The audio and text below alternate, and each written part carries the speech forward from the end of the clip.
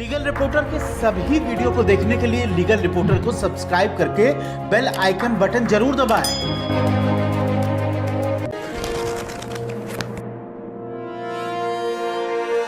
नमस्कार, legal reporter में आपका स्वागत है। मैं हूं विप्लव अवस्थी। हाथरस के कांड के बाद हम लगातार देख रहे हैं कि एक तरफ जहां यूपी सरकार और यूपी पुलिस पर तमाम सवाल जांच को लेकर उठाए जा रहे हैं और जिसके बाद यूपी सरकार को सीबीआई जांच की संतुष्टि करनी पड़ी, वहीं एक्यूज के मामले में अब तमाम संगठन खड़े होते जा रहे हैं। जो धार्मिक एक तरह से जातीय संगठन है वो खड़े हो रहे हैं।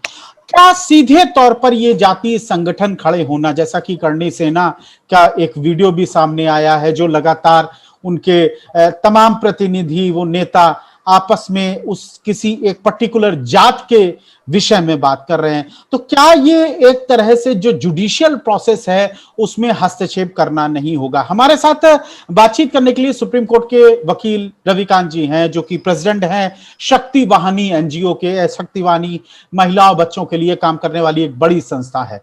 रविकांत जी, आपका स्वागत है लीगल रिपोर्टर में। सबसे पहले तो बताइए कि क्या आप पूरी तरह से मानते हैं कि इस तरह के जो धार्मिक और ये जातीय जो संगठन है उनका इस तरह किसी क्रिमिनल मामले में, जहां एक लड़की पर गैंगरेप हुआ है, अभी जांच चल रही है, ये नहीं है कि जांच खत्म हो गई है, उस समय उनके इस तरह के बयान आना कि उनको बेल मिल जानी चाहिए, ये जाति पे हमला है, क्या ये सही है? किसी भी जाति, वर्ग, पंचायत, संगठन, कोई भी इस तरह की आर्मी, तरह तरह की बातें आ रही हैं। इस तरह का कोई भी ग्रुप या कोई भी ऐसी संगठन इस तरह की कोई भी एक तरह से दखलंदाजी नहीं कर सकती है इन्वेस्टिगेशन में। सबसे पहली बात तो ये है। और ये तो एक तरह से कंप्लीटली इल्लीगल एक्ट है जो लोग इस तरह की बातें कर रहे हैं। दूसरी ओर इन लोगों को कोई इस तरह कोई लीगल ग्राउंड नहीं है, ना इस तरह की कोई इनके पास कोई ब्रीफ है कि ये बातें कर सके। ये सरासर, और खास करके जब महिलाओं के अपराधों पर बात होता है, ऐसे भी किसी भी अपराध में नहीं करना चाहिए, पर इस तरह की जघन्य अपराध पर इस तरह की राजनीति जो छोटे छोटे ग्रुप्स हैं जो कर रहे हैं, इससे पूरी इन्वेस्टिगेशन डिरेल होती है और इस पे काफी बड़ा प्रभाव भी पड़ता है। अगर इस तरह की बातें आनी चाहिए तो मेरे ख्याल से सरकार को इस पर सख्त कदम उठा करके इस तरह के बयानों को रुकवानी चाहिए। जी, आपने तो खाप पंचायतों को लेकर सुप्रीम कोर्ट में एक लंबी लड़ाई लड़ी थी। मोर एंड लेस खाप पंचायतें वही खाप पंचायतें हैं जिनका जिक्र ये आता है कि उनके तुगलकी फरमान होते हैं।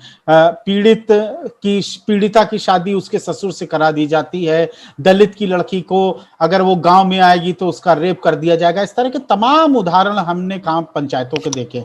आपको लग रहा है कि इस मुद्दे पर भी ये खाप पंचायतें कहीं ना कहीं, ये जो खाप पंचायतें बन गई हैं, वो हावी होती दिख रही हैं? इस तरह के अभी तक तो कोई ऐसे खाप पंचायतों की तो बात नहीं आई है, पर हाँ ये है कि इसको ये कंगारू पंचायत इसको कहा जाता है। ये जो इस तरह के जो बॉडीज होते हैं ये पनप जाते हैं जिसका कोई लीगल बेस नहीं होता है। They are not even registered organisations. तो ये लोग तो कुछ भी किसी के सामने बोल देते हैं और उसका परिणाम तो बहुत होता है, पर सरकार अगर खोजने जाए तो कोई मिलता नहीं है। तो मेरे ख्याल से तो ये बहुत ही क्लियर है और लॉ में भी एकदम क्लियर है, इस तरह की बातों पर कोई मतलब नहीं बनता है और गवर्नमेंट को सख्त इस पे कार्रवाई करनी चाहिए अगर कोई इस तरह की विघन करता है इन्वेस्टिगेशन पे। खाप पंचायतों को लेकर रविकांत जी, सुप्रीम कोर्ट का क्या अंतिम टिप्पणी थी?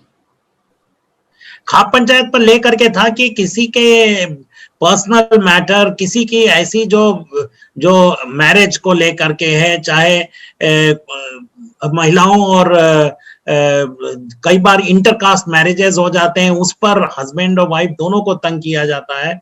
इन सब पर एकदम क्लियर है कि ये पर्सनल मैटर है और इस पर किसी को अपनी ओपिनियन रखने की जरूरत नहीं है जब तक लोग people are not violating the law. And if the law is being violated, it is the courts which have to take cognizance, not the such groups or panchayats or people who have become who are trying to become social reformers, जो social reformers अपने को बनने की कोशिश कर रहे हैं, उस तरह में नहीं बात कर सकते हैं।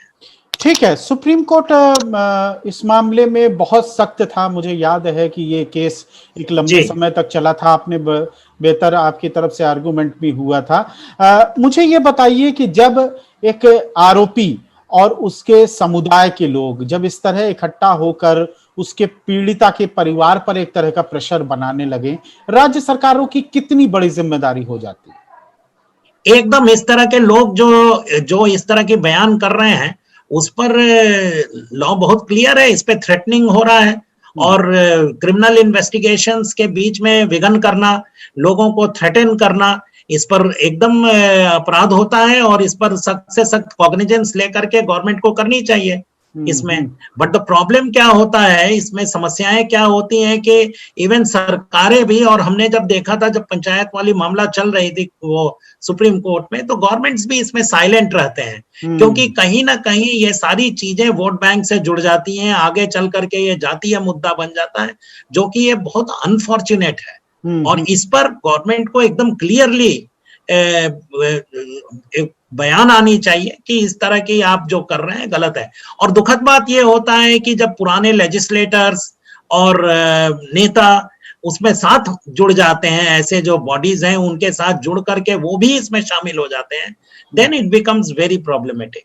मुझे ये गवर्नमेंट को इस बताइए पर कॉग्निजेंस लेना चाहिए। जी, ये करनी सेना और इस तरह की जो तमाम हिंदू सेना, करनी सेना, ये जो सेना के नाम आगे लगाकर और ये जो खुद की कैंगारू कोर्ट जो आपने टर्मिनोलॉजी का इस्तेमाल किया, ये खुद को एक सेमी अदालत बनाने लगते हैं, सड़क पर इंसाफ करने की बात करते हैं। इनको लेकर क्या सुप्रीम कोर्ट की कोई स्पेशल टिप्पणी है? क्या है, क्या इनकी कितनी सैंक्टिटी आप मानते हैं? कोई सैंक्टिटी नहीं है इसमें, कोई सैंक्टिटी नहीं है ना, कोर्ट ने इस पर कुछ कहा है। बस ये है कि दीज पीपल आर, चूंकि they threaten victims, they Daryl criminal investigations और उसमें ये विघ्न करने की कोशिश करते हैं, तो इस पर कार्रवाई होनी चाहिए। लॉ एकदम क्लियर है, इसमें कोई दिक्कत नहीं है, क्योंकि समवेयर डाउन द लाइन लोग उन लोगों को थ्रेटन करते हैं। जब इस तरह की बयानें आ रही हैं जो अपोजिट ग्रुप है कि, और ग्रुप्स बना करके जब बयान हो रहा है, तो ये थ्रेट हो रहा है। और अगर कोई इस तरह के अपराध पर कोई थ्रेट देता है तो लॉ एकदम क्लियर है, इसमें केस दर्ज होनी चाहिए। मैंने जैसा बोला ना कि दुखद बात यह है कि गवर्नमेंट्स इसमें साइलेंट रह जाते हैं और यही चीज का प्रॉब्लम है। कहीं ना कहीं एक सख्त मैसेज जाना चाहिए और एकदम जाना चाहिए, इसमें कोई रोक टोक नहीं होना चाहिए और गवर्नमेंट को इसमें क्लियरली, और यूपी पुलिस को भी इस पे संज्ञान लेना चाहिए। It is not only about the government but law enforcement can also take cognizance. तो क्या इसका एक मूल बड़ा कारण है कि ये जिस तरह की तथाकथित सेनाएं बनती हैं वो कहीं ना कहीं एक बड़े जाति आधारित या धर्म आधारित सेनाएं होती हैं, इसलिए सरकारों को उन पर कार्रवाई करते हिचकिचाना पड़ता है? देखिए, एक तो सबसे इंपॉर्टेंट बात है कि इवन इन सब चीजों में ये जो ग्रुप्स बनते हैं, इसमें सेना का नाम जो इस्तेमाल होता है कि ये सेना वो सेना, सेना अपने आप में ही थ्रेट होता है।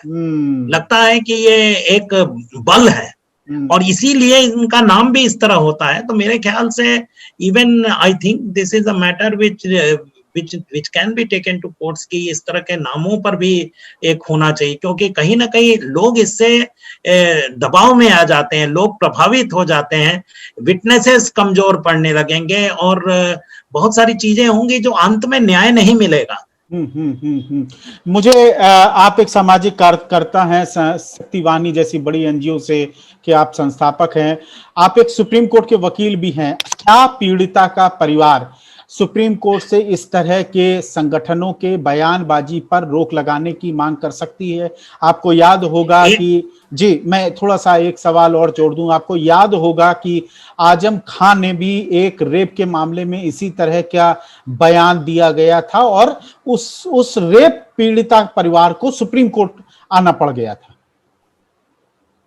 एकदम certainly they can come, but public interest litigation में भी इसको देखा जा सकता है, क्योंकि वो बहुत गरीब परिवार से हैं और अभी थ्रेट में हैं और बहुत ही उनके ऊपर ट्रॉमा चल रहा है, एक बच्ची को उन्होंने खोया है और इतनी बड़ी मुद्दा बनी है, तो हो सकता है कि वो अभी इस समय पे इस पर डिसीजन ना ले सके, और ये भी नहीं ले सके क्योंकि वो गांव में रहते हैं, थ्रेट उनके ऊपर ऑलरेडी है, एक बच्ची को उन्होंने खोया है, तो हो सकता है कि वो खुद ना आए, पर हमको लगता है कि there are social groups who should take it up in the court that such threatenings and such panchayats need to be blocked.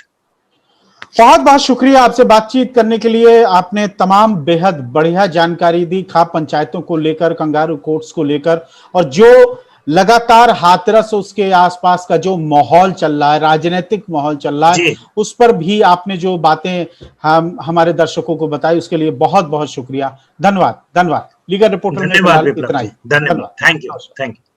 Legal reporter के सभी वीडियो को देखने के लिए लीगल रिपोर्टर को सब्सक्राइब करके बेल आइकन बटन जरूर दबाएं।